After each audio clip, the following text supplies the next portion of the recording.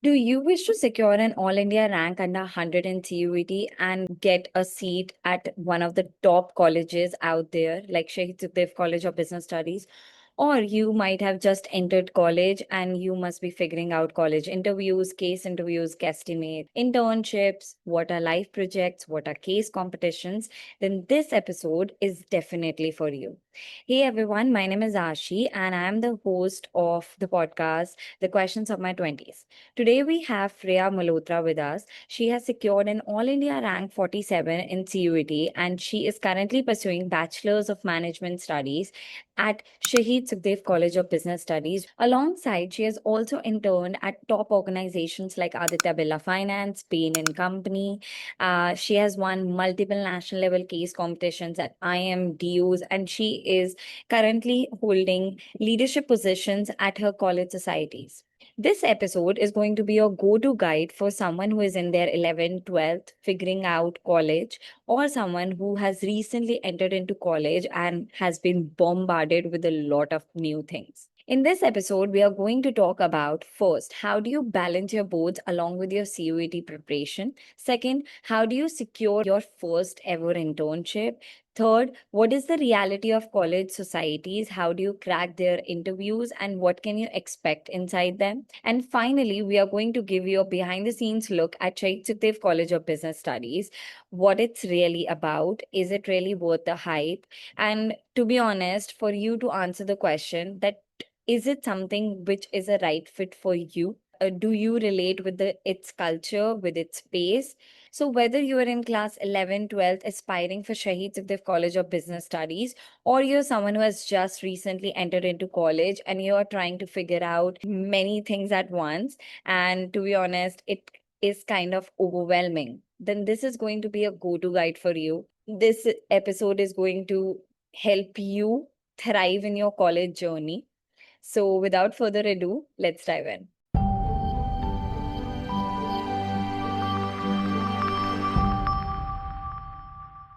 So, my very first question to you is that you have scored 97.8% in class 12 and you have also secured AIR 47 in CUET 2023. And you have secured an admission in Shahid Sukhdev College of Business Studies, which is one of the most top colleges. So, how did you balance both of them, like your class 12 studies along with your CUET preparation? What did your daily schedule look like? Okay, so basically, firstly, thank you, Ashi, for everything that you said. And I mean, balancing COET and class 12, it wasn't that tough for me because when I gave the exams, I think it was the second batch that was giving COET. So none of us had a lot of idea, and I think the exam pattern was also still not very decided. Like it wasn't predetermined as it is now. So basically, I throughout the year focused on my class 12 preparation only. Like just focused on my class 12th preparation and nothing else. So after our boards ended, we gave our board exams. I enrolled in a crash course by Pratham. And then when I enrolled in the crash course, so they gave me an overview of what the structure is going to look like how they're going to teach us everything. So I basically followed that. Along with that, I just used to go attend my classes, focus on concept clarity from all the lectures and all the study material that I would find on YouTube. So that was, I think, the main aim that I was able to center my CUET prep around concept clarity. And once you're clear with the concepts, then I think you have a lot to practice. So you can just practice by giving mocks or practicing random questions on YouTube. I also use Pratham material for that. But I think what most people get wrong is that basically you don't have to start preparing like both of them together. You can do it separately as well. I mean, that was the strategy that I used. I focused for, I think, most of the year on my board preparation. And when I was done with that, so I had already revised twice or thrice. So I was very thorough with the domain subjects that come in the COET part. So for the 1 month that was left for the COET exam, I was able to focus on the general test.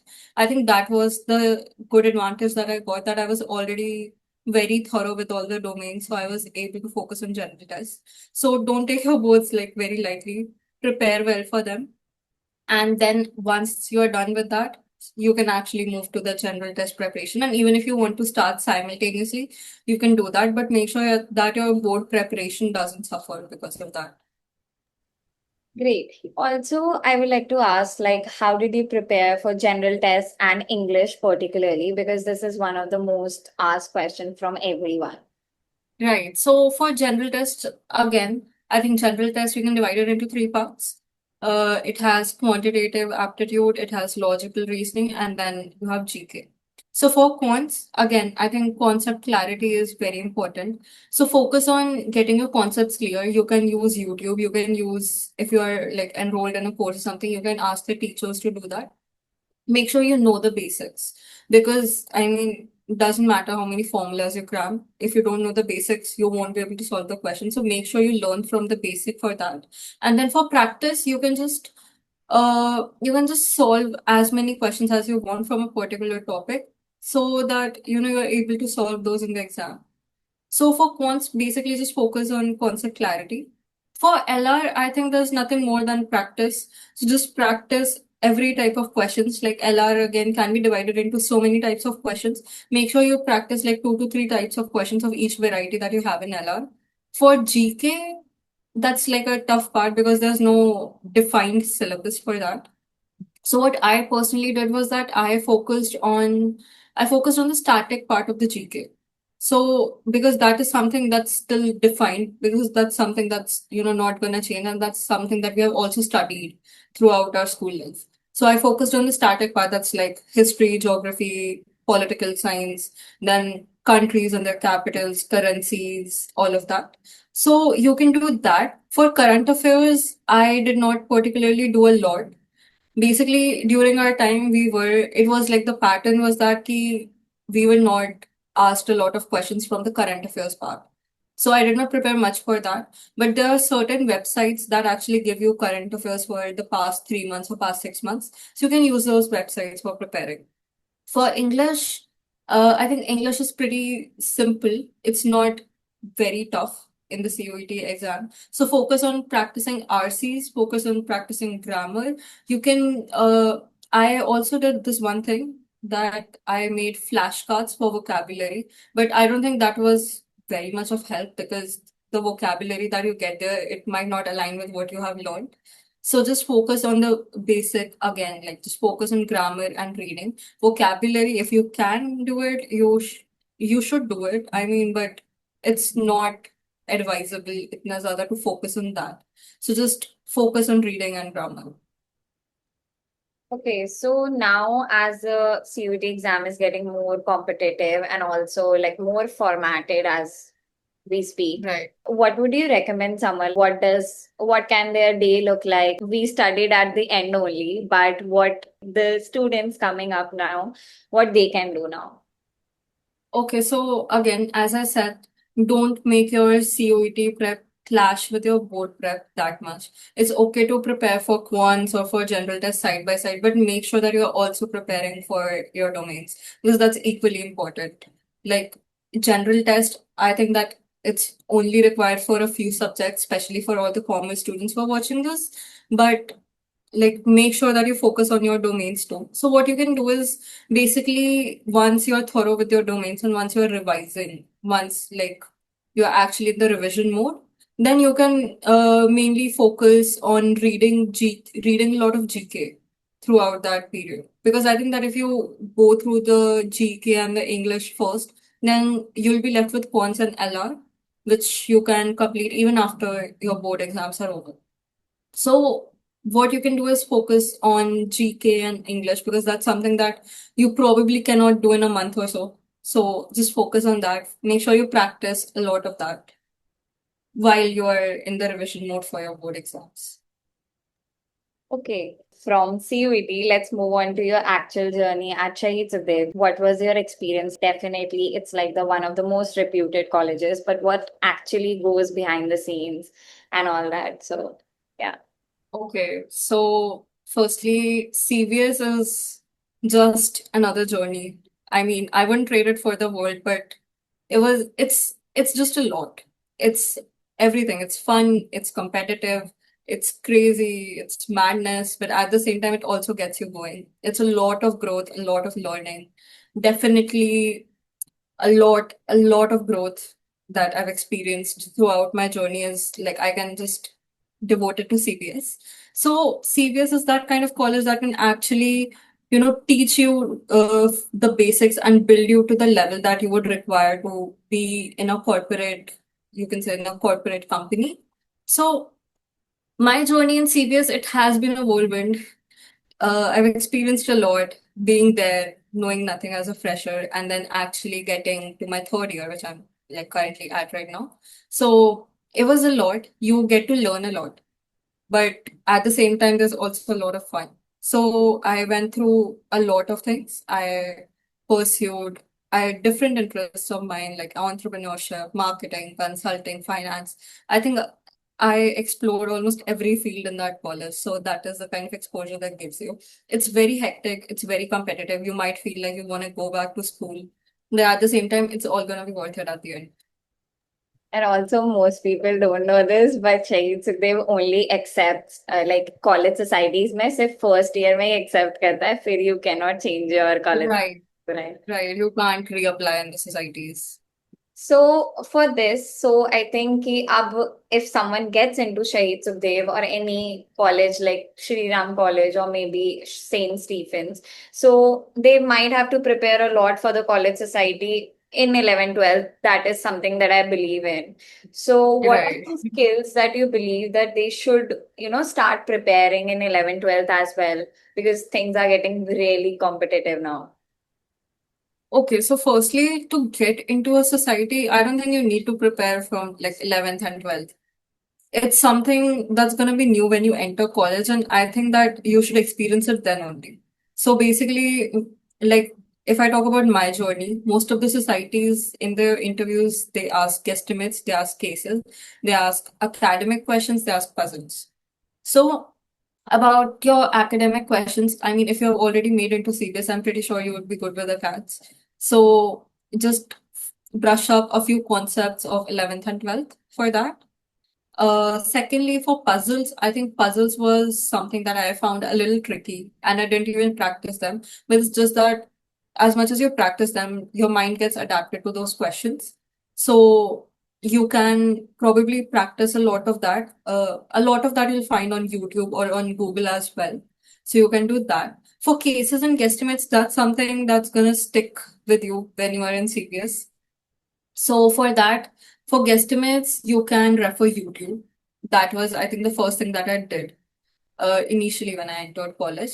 And then once you're familiar with what a guesstimate is, then you can move on to the case books, which actually tell you the approach of solving a guesstimate and that make you familiar with a lot of guesstimates. So you can use a lot of case books for that, and similarly for the cases as well. So you can use a lot of case books, and before that, just go to YouTube, learn about what a case is, learn about what you actually do when you solve a case. If possible, in CBS particularly, there are a lot of college societies, there are a lot of seniors who allow you to have a mock interview first before actually sitting for society interviews. So if you're going to give that, then I think it's going to be really good for preparation. So make sure you give mock PIs too for societies. And if you talk about something that they need to do in 11th or 12th, I don't think there's anything that they can do. It's just have a good learning curve. Make sure that you want to learn. Make sure that you are dedicated and passionate about things, and make sure you actually show that to the people who are gonna interview you. Make sure you talk highly about your interest and you're actively pursuing them. Make sure you have good academic records, and if you have a position in your if you have held a position in your school, you can maybe do like talk about that too. So all of these things help. Okay, great. So, because we have spoken about like case and guesstimate, so let's move on to like case competitions. I would really appreciate if you could explain what a case competition is and walk us through like from ideation, how do you research, and how do you kind of build your deck? What is a deck like in detail, very, very beginner types. Okay, sure. So basically, a case competition is a problem statement. usually given by a company. Like a company comes, or you have a hypothetical company, and a problem statement revolving around that company is presented to you. It could be anything. It could be about their strategy, it could be about their finance, it could be about how they can expand or their marketing or anything. And what you have to do is you have to find a feasible yet innovative solution to be able to solve that case in a good way. So the approach of a case should be like, firstly, when you get the case, you should know what the problem is. You should know what the case is talking about. So for that part, make sure that you and your teammates are separately reading the case and then getting together and discussing every point so that everyone can share what they understood from the case, and then you can discuss and deep dive around how you want to go about with the case. One thing that you can also do is use ChatGPT or use any sort of AI to sort of get to know what the case is about. And then see if your own interpretation of the case matches with the one given by the AI tool that you're using. So that will give you an idea about what the case is gonna look like. Second thing, what you should do is, uh, I would say a lot of people do a lot of research first and then do everything. But I think that when you look at the case, you should already have an answer first. So an answer first is basically that when you look at the case, you already know how you're gonna solve it. You already know the approach, you already know which direction you're going to go into. And that is something that doesn't happen when you attempt your first case comp. That doesn't happen in the few initial case comps that you do, but it happens once you get accustomed to it. That when you see a problem statement, you already know which direction you want to take the case into. So once you already know that, okay, this is the case, and I think I would like to approach it in a particular manner. Once you already know it, then it's time to research and discuss responsibilities. So about the research part, once you have an answer first ready, then you can actually research about how you're gonna make that come to reality. So basically, if you have a solution, you should have certain supporting solutions to make sure that multiple problems that are given in the case are also solved by that particular solution. And for that, you can refer to Google. You can find a lot of research papers specifically in competitions that are more into the scientific background. So you can find a lot of research papers for that. If not, what you can do is take strategies from some company who has already faced certain problems, or any competitor of the company that you're provided with, and basically use them as an inspiration and take some sort of strategies from them. So that is also something you can do. Otherwise, I think that using AI in case competitions, I would say it's a plus plus. Always go for it. There's nothing wrong in using AI as long as you're actually researching about it and you're actually willing to put in that extra human touch that's gonna make your case come to reality. After that, you have to divide your responsibilities as in who's going to do what. And for that, it's really good to have a good team. So make sure that every person in the team is competent enough to be able to push themselves to get to the case. Make sure they're also not the kind of people who would not accept a disagreement, or an opinion that doesn't really match us there. So make sure you have such kind of teammates. And about dividing responsibilities, you can go about it in two ways. Either you can have like one person who is really good at making decks, and you can give all the deck responsibility to that one person. A deck is basically a PowerPoint presentation that we present, in which we present our solution to the client. So you can either have one person creating all the tech, and then the other people in the team are going to research about the solution and how the content, and basically the content that they're going to present. So you can either go this way, or you can actually have all the team members sit, discuss, research, and then each member can pick up a particular topic and create a slide on it. Depends on the kind of team members that you have. If you have one person who is really good at making slides, I think you can follow the first approach as well. Otherwise, the second approach works for most of the people. And once you have decided all the responsibilities, divided all the work, then it comes to deck making. You can use PowerPoint for for making decks. I won't advise using Canva. It doesn't look that professional. Use PowerPoint for making decks. Make sure everything that you're putting into the slide is not very cluttered. Make sure that everything is visible and everything has like its own space and it's not looking like a hodgepodge situation there. And make sure it's visually appealing. Make sure the color scheme is good. Make sure the content or the important things that you want the client to understand is there. Make sure you don't use a lot of technical stuff because the people who are gonna judge your presentation, they might not know. And when you're explaining a thing to a client, make sure that you already have a good knowledge about the thing and make sure you're explaining it to them as if you're explaining a child. So like be very clear about it and be very thorough with your content.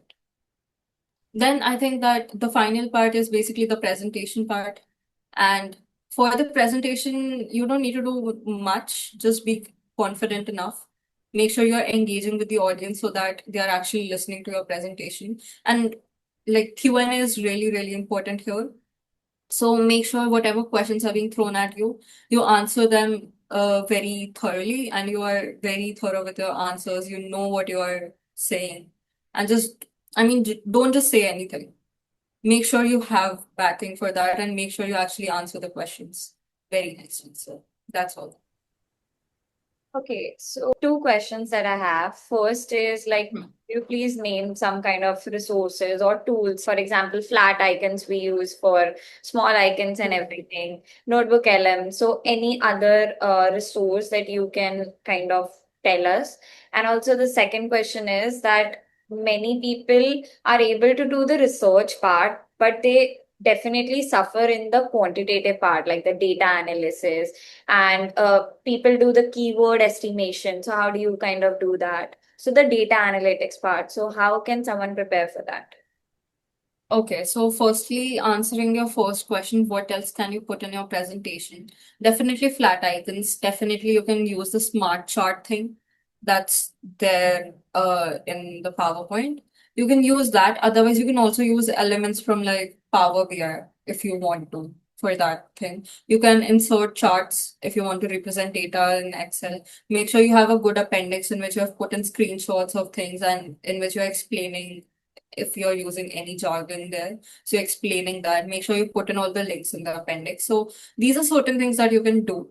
Make sure you're putting the company logos and everything as well in this slide because that makes it look more visually appealing. Make sure the color scheme is intact. So these things will make your presentation look good. Again, you can use elements from other apps too, as I mentioned, Excel and Power BI and as well. Answering your second question about data analytics, yes, it's a tricky thing. At the same time, I think if you get the hang of Excel really quick, it's very easy then because you can definitely then just sort and filter things. And otherwise, data analytics, you can also use Power BI for that. However, in most cases, they don't ask for dashboards. So if you have to create one, then you'll have to create one for your own reference. So if you are thorough with these tools, then it might help you with data analytics. Like get a good hang of Excel and Power BI. Mostly Excel, Power BI might not help you that much. And even for learning Power BI, you'll need to have a good hang of Excel. So make sure you have a good hand at Excel. Okay. And also like skills like Stata, R programming, does that help, like the research point of view? Not really. I don't think that specifically the programs that you mentioned, like R and everything, I don't think they help that much.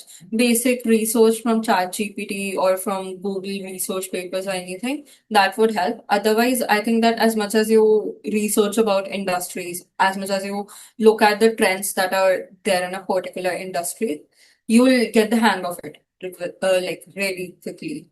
If the more you read about a particular industry, the more you read about what a company is doing, what any company is doing for innovation, or what basically any startup that's doing something new. So the more you learn about these things, the more you read about these things, the better your mind will be at finding what's the new innovation in the market and how can that strategy be applied in your case.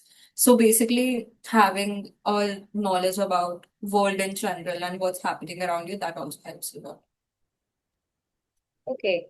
I have seen this pattern that CBS students kind of go towards more of IM competitions rather than DU competitions. So, like, how do they prepare?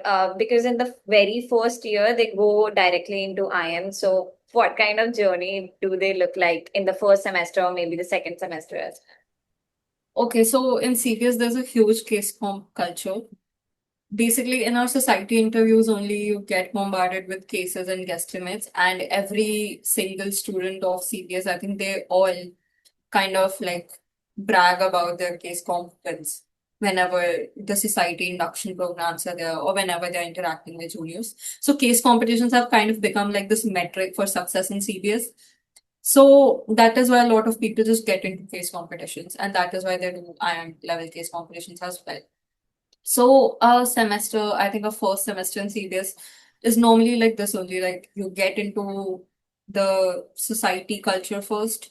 Then, as and when you enter into the society, you get to learn a lot from your seniors. And once you have done that, once you know the basics of PowerPoint, you know the basics of Excel, you can try attempting case competitions. Many people start from DO level case competitions and then move to IIM level case competitions. And many students in CBS, they also get exposure to mock projects or mock case competitions in which our seniors, they team up with people and give them a live project or give them a case for them to solve. So these kind of things actually build that environment where people can actually learn how to solve a case competition. Okay, so you just mentioned life project. Can you tell the audience like what is a life project and how is it different from case competition or maybe a consulting society?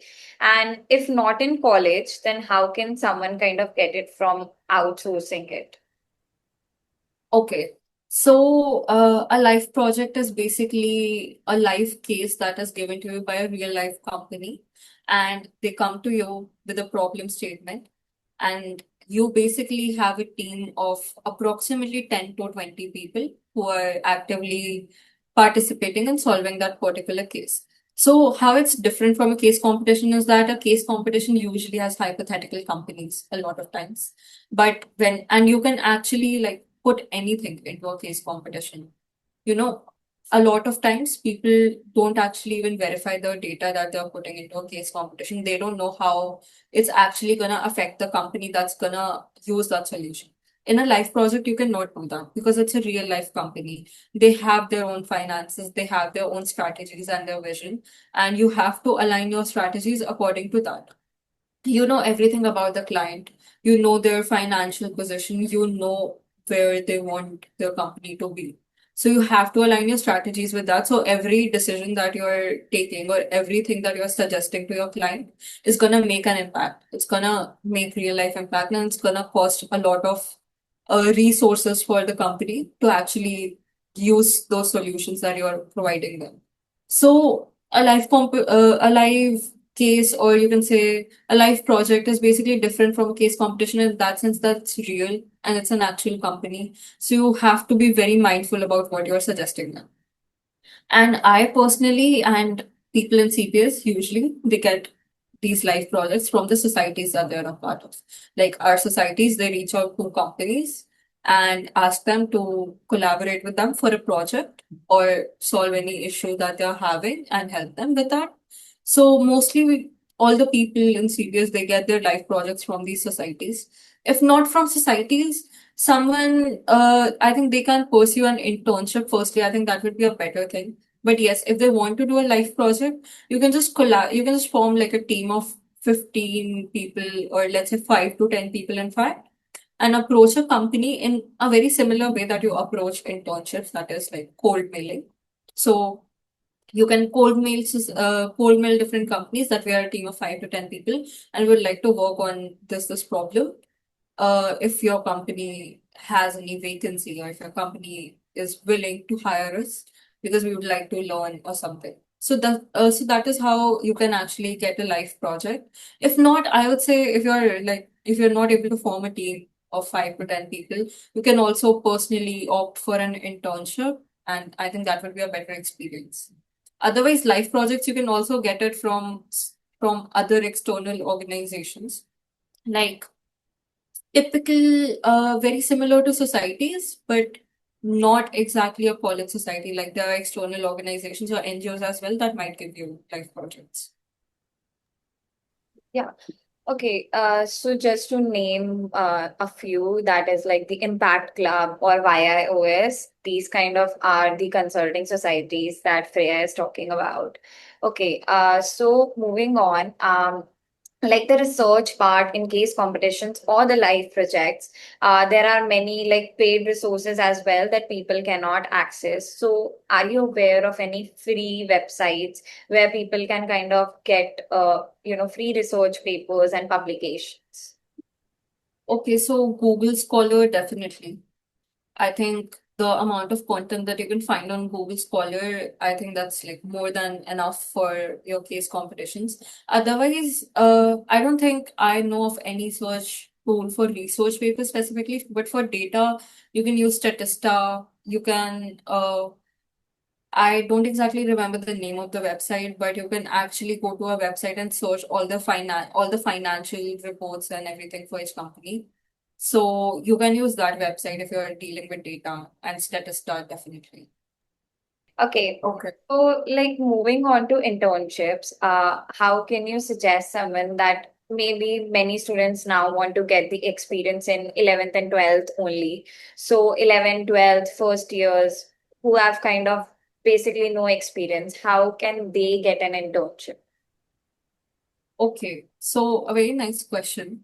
And it's great to see that so many people who are in 11, 12 are also opting for an internship these days. So I think what you can do, one thing that you can do is actually apply in NGOs or non-profit organizations that are actually creating an impact because they actively want volunteers and they also hire a lot of interns. So that is one thing you can do. And the way to reaching out to them is either by LinkedIn or by cold mailing. Or if you have any personal connections, you can use that too.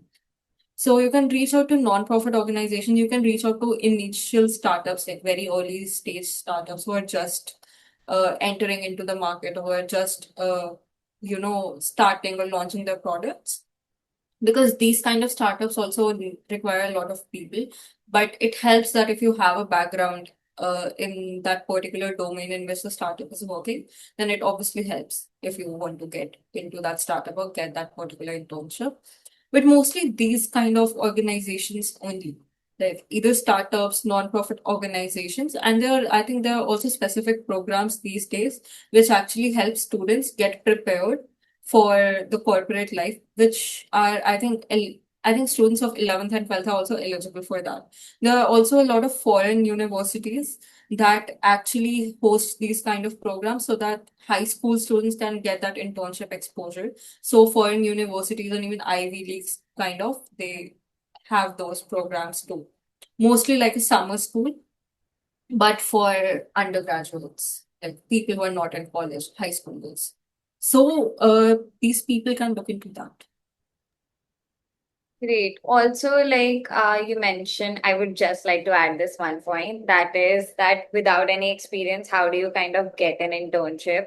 So I think you can create a whole pitch deck thing, like you can identify what their problem is. Because if you see a Shark Tank pitch, they must have told a lot of things कि investors ने कहा कि ये गलत है, ये गलत है. Just make your Right. solution and pitch them that. I think that kind of shows your knowledge because that's only one thing that you have and not an experience. Okay. Exactly. So that's something you can do. Okay. So you have interned at Aditya Birla Finance and you were in your first year. So how did you secure that internship and what was the environment there? Like what was the culture and everything? Okay. So basically, for securing that internship, I firstly applied in the job portal that was there. It had a vacancy. And after applying through the portal, I cold emailed a lot of employees. I even sent LinkedIn requests and LinkedIn messages to a lot of employees. So that is actually a good approach towards towards just approaching cold mailing as well, because it just shows that you're actually passionate about getting into the company. So a lot of people do that, and other people who are watching this video can also use that. If we talk about the culture and the work that I had there, so my work usually revolved around the credit policies that they have and basically all the due diligence that goes before giving loan to another company or another individual. So I had to check all the finances, make sure everything is intact and the return is good before we actually extend a loan towards another company. And about the culture, the people, they were very supportive. No one was, I say, like very arrogant, or no one was, very unapproachable. People were really supportive. They helped me with my doubts, made sure I understood things really well. And they were very proactive in the sense they always wanted to teach me stuff. So it was really nice interning in that company. But one thing that I learned from my internship was that I wasn't much inclined towards finance. It made me land up in consulting, and here I am right now. Great. When you were in your first year, so how did you kind of pitch yourself? Like, what kind of skills did you pitch? And what was the format of the whole email that you followed? Like, more deep diving Okay. into the how did you approach them? Okay. So, the kind of skills that I pitched were basically that all the life projects that I had done. So the life projects that I had done, they also involved a lot of, work that revolved around analyzing stuff and researching stuff. And that was the thing that I pitched. Having good communication skills, having good research skills, and having a good experience, because I already got life projects from my societies to show that I had worked on things. Then you can obviously use your GPA as a thing that you can show that you are a person who has a good academic background. Then you come from a good college, you had a good 10th and 12th percentage, and you have had case confidence too. So all of these things that you do in college, you can pitch those things. And yeah, I think that is what they look for. I don't think they look for particular skills in finance or a particular background in finance. So that's something that you need to prepare for the interview. But at the same time, what they want to basically know is how you are as a person and how dedicated you are, how passionate you are to learn new things and to commit yourself to the company. So that is basically what a recruiter wants from you as candidate. Okay, so you have done Aditya Birla Finance and you are also currently interning at Bain and Company. So what kind of experience are you seeing like in the work culture and also kind of what's your experience till now with Bain? Okay. So I got the internship through my college placement cell, firstly. Secondly, my experience at Bain has been really nice. The people, I think one thing in Aditya Birla was that the people were way older than I was. In Bain, it's not that case. People are like 3, 4, 5 years older than me. I think that's a really big advantage because then the people are your same age and you will connect with them and they're like really supportive. Everyone at Bain is really, really supportive.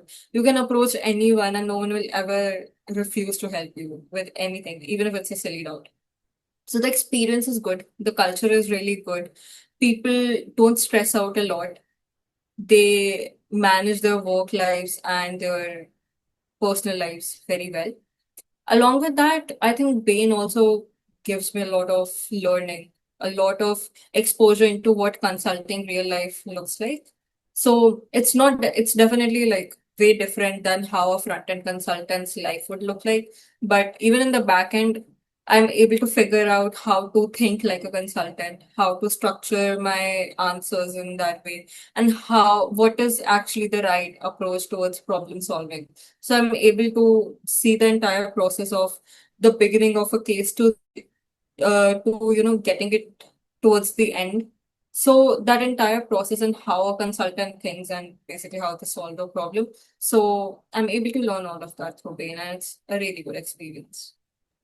So as an intern, like what kind of work are you involved in particularly? Definitely not people specifics you can dive in, but definitely just an overview kind of thing.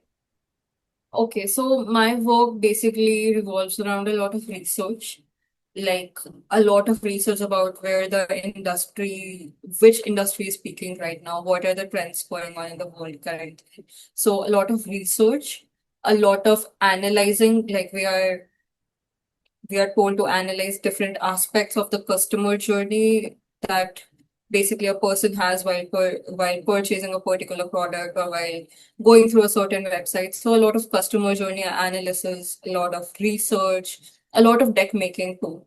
a lot of work revolving around VCs, particularly in my department. So I'm working around a lot of VCs, and we're also working on Gen AI. So it's basically more of a research work along with analysis. So pretty similar to what a real life consulting looks like. Okay, great. What did your application process look like? Like when you were sitting in an interview, what kind of questions do they ask? And what is like the stages of application kind of? Okay, so there are a lot of stages. Firstly, there's resume shortlisting. We uh, provide our resumes and then the company shortlists that. Then we have an aptitude test, which is an online test. And then we have two personal interviews for the same. Okay, so for resume shortlisting, like what kind of skills do they prefer and what kind of projects do they prefer? Okay, so for resume shortlisting, the kind of skills that you have should actually align with the company. Like if you're, and even the projects that you have done. For example, if I talk about Bain, so Bain is a consulting firm. So make sure you have had experience in consulting before. I think that always helps. Even if you haven't had it, it's fine. But if you have it, then it obviously helps. Similarly, if you talk about finance, about interning in a finance company, make sure you have already done something in finance. So that works. Otherwise, your resume should be balanced. Make sure you have a good GPA, make sure you have good skills like Excel, PPT, Canva, all of that, Tableau. Make sure you have uh, basically a good GPA, make sure you have good internships and you have like done case competitions or any other awards or achievements that you have. You can also write about the position of responsibilities that you have in college. So basically, what I am trying to say is that make sure you have a balanced resume. Make sure not one section of your resume is over or under emphasized. Make sure everything is balanced. The length of all the sections is kind of same. And I think that's what they look for in a resume. You're not like overdoing one thing, but you are actually managing everything well. So by having a balanced resume, you can show them that. Great. And for the third round, the interview round, most people like panic in that and they mess it up. So, kind of how do they prepare beforehand? So, and what does kind of the format of the interview look like? Is it behavioral questions, guesstimates, cases, and Okay, so you have two rounds of interviews. Both of the rounds have HR questions or questions about your resume. So make sure you prepare that well. Make sure you know about the company. Make sure you know why you want to go into the company or the field that you are interning in. Then in Bain, you are in the first round, you're usually given a guesstimate, and in the second round, you're usually given a case. So the approach towards solving it is pretty similar to what I told in the college society part. That is, firstly, get a basic grasp of the concept of cases and guesstimates from YouTube, and once you are done with that, you can refer to casebooks. So I personally refer to the BFE casebook that my Society Projects for Enterprise in CBS publishes. Then I moved to the SRCC case compendium and then the FMS casebook. So these are the three casebooks that I use for guesstimates and cases. And if people want to use that, they're publicly available too. So it's pretty easily accessible. And make sure you practice cases and guesstimates from that. Make sure you get there are like four or five different kind of cases, so make sure you practice each variety thoroughly and make sure you know the basic framework or basic approach towards solving a case of each variety of the cases that are available in the case books. many people are confused between like cases and guesstimates. Can you tell like what kind of difference is between them? Okay, so a guesstimate is basically a guess plus estimate. So your problem statement could look like what is the percentage of people who travel from, let's say, Delhi to Noida on a daily basis. So your problem statements is something like you have to estimate a particular number, and usually why that is given in an interview is to make is that so that the interviewer can analyze how well your calculation speed is, how well your thinking ability is, and how you can break a complex situation into, certain boxes or certain categories and then solve each of them. So guesstimate is basically kind of estimating the number of people or estimating something that would give you a specific result. However, a case is basically again a problem that a company is facing. And usually there could be a lot of reasons why the company is facing the problem. However, you have to list down that one particular reason that the interviewer might be thinking is the reason for the problem that the company is facing.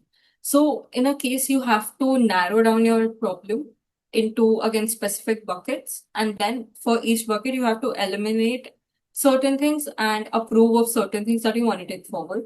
And based on the things you eliminate and the things you take forward, you arrive to your final answer, which is basically the solution towards the case. Okay, and for the skills part, do they want a diverse skills like financial modeling, Excel, and any other kind of skills like these? Uh, or do they want specified experiences? Like, what do they kind of favor more, experiences over skills or skills over experiences? Basically, they want a balance of both. So doesn't matter if you only have skills but nothing to prove that you have a skill, or just the experience, but you cannot actually show that you actually learned something from that experience. So there should be a balance of both. Make sure you have skills, but you also have the experience to prove it. Also, I think consulting firms usually prioritize a diverse profile rather than a very, you can say, a very finance specific or very sector specific profile. Let's say if you have done all the internships in a finance sector, in the VC sector, then why would a consulting firm hire you? Because they obviously know that you are inclined towards that sector, and that is why you have pursued everything in that sector. So I think when you are applying in consulting, and especially since consulting is a field which has a lot of things, which has diverse industries in different sectors and everything. So what having internships in different sectors, like I had an internship in finance, I had one in marketing, I had a social project too. So all of these things made my profile good for consulting, and that is what consulting firms want, a diverse profile. Okay, so is there any kind of myth that you believe that there is about consulting that you might want to burst? That people kind of think that it's all about this and it's all about this, and that's not true. Okay, so one myth that people think about, that people believe about consulting is that once you enter consulting, there's no work-life balance. I would say, even though I've just interned in a consulting firm, I would say that's not true. It might be true for the front-end consulting part, but especially in the back-end consulting, or I don't know about front-end consulting that much, but in the part that I have seen, I think that people at Bain and people at all the firms that I've seen, they're pretty good at balancing their work lives. It's like no one is working, people are working for like 14 hours, 15 hours, but not every day.